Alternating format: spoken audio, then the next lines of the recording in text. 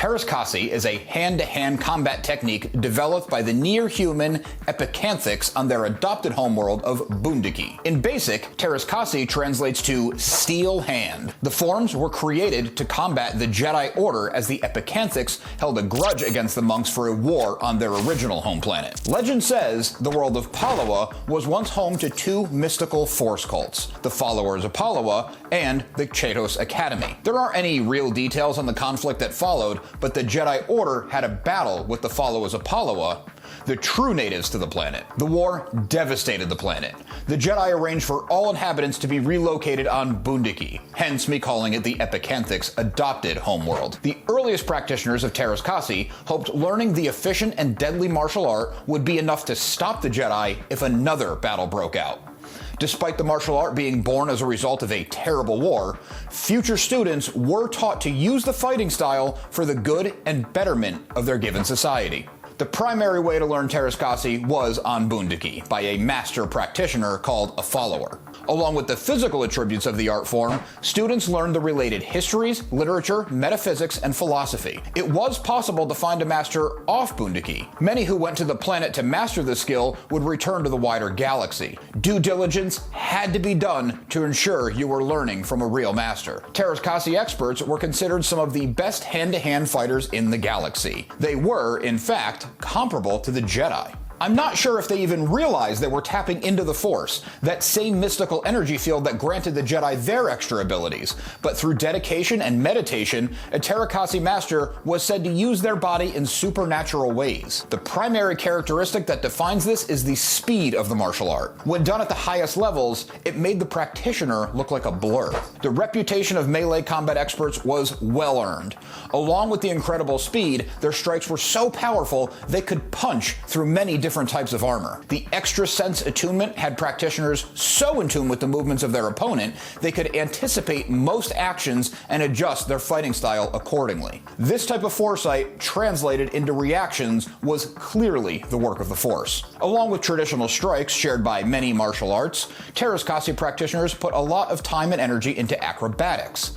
This helped with all-around maneuverability and an increase in functional fitness, but those at the highest level could divert themselves mid-air to avoid taking extra damage during falls or avoid projectiles. I claim Teräs Käsi was the Force at work a couple of times so far. To be clear, that is my interpretation, but not an official part of the Teräs Käsi training. The meditation that accompanies the martial art could have the user slow their pulse, stop bleeding, and slow the spread of poison or disease. Earth has monks that have achieved incredible things through their mind-body connection, breathwork, and sheer willpower. In a universe where every living thing is connected to a mystical energy field, it's not only logical that the Force would come into play for these dedicated martial artists, but would happen whether they intended to tap into it or not. Many of the established moves were inspired by natural predators found around the galaxy. Charging Wampa, Striking Sarlacc, and Shenbit Bone Crusher Blow are just a few that stood out to me. So far, most of what we've discussed about this unique martial art has been from Legends. This is one thing from Legends that is stuck incredibly close to its origins in the expanded universe. The canon description of the origins doesn't specify the Jedi were the intended targets, but does say Force sensitives. Ranks of proficiency have been added: Novice, Adept, and Masters. There is also an accompanying uniform that goes with each skill ranking. The martial art was created to combat the Jedi. It makes perfect sense that the Sith, who hate the Jedi the most, would want to add this to their arsenal. Legend says that the incredible Darth Maul himself mastered the art and incorporated it into his armed and unarmed combat, making him an effective assassin and Jedi killer. It also tracks that the Jedi would learn the art created to destroy them. Jedi Masters Anun Bandara and Plo Koon were practitioners. Legends also refers to some non-Force sensitive practitioners. To clarify, this means people without a natural gift at wielding the Force. We know everyone can touch it to a degree with enough work. Zahn and Zhu Pike, sisters who both dedicated themselves to Teräs Käsi, fought off over 20 armed opponents. A Bunduki native, Fauji, used Teräs Käsi to take on a large contingent of mercenaries and battle droids. He went hand-to-hand with his assailants and used his finely tuned reflexes to quickly draw blasters and fire with such incredible accuracy he was shooting the guns out of his attackers' hands. He deployed his acrobatic skills to avoid countless blaster bolts directed at him. So far, most of what we've discussed about this unique martial art has been from legends. Canon mentions that the martial art was exceedingly rare in the galaxy. Maul was in fact a master practitioner.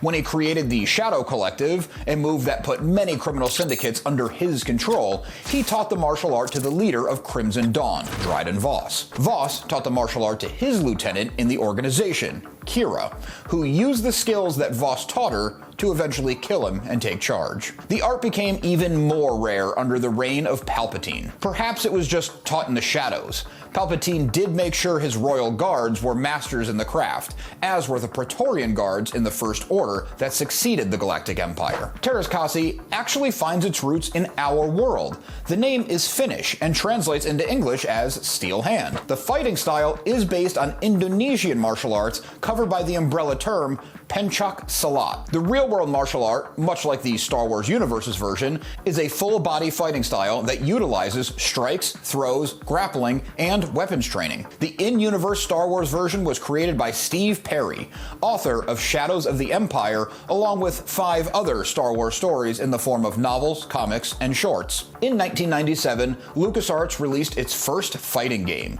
Star Wars Masters of Teräs Käsi, a one-on-one arcade-style fighter made in the vein of the incredibly popular Tekken series by Namco. Tekken is the King of Iron Fist tournament, after all. Unfortunately, the game never took off. It didn't make a dent in Tekken's popularity.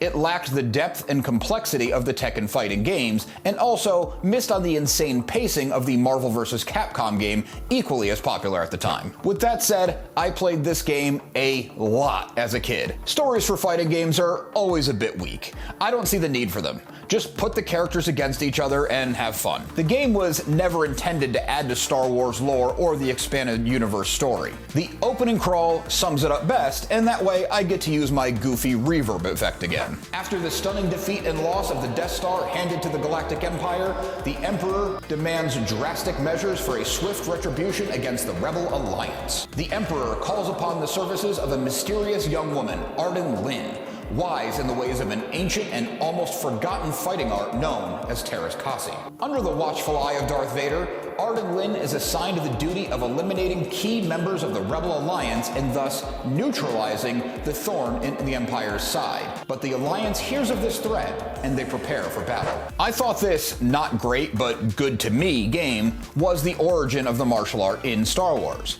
But it was actually first mentioned in the 1996 expanded universe novel Shadows of the Empire. Makes sense given its origin. An amazing multimedia story that spread far beyond Star Wars fans to the masses. Of course, there's going to be a follow-up transmission all about that story and marketing plan. Teräs Käsi was made canon in 2015 when it was mentioned in the Star Wars Uprising mobile game. As I mentioned, Dryden Voss and Qi'ra from Solo were practitioners along with the amazing Darth Maul. There was also content deleted from Rogue One that establishes Saw Gerrera as a master who passed the skills on to Jyn Erso. Check out this playlist next for more deep cuts Star Wars lore.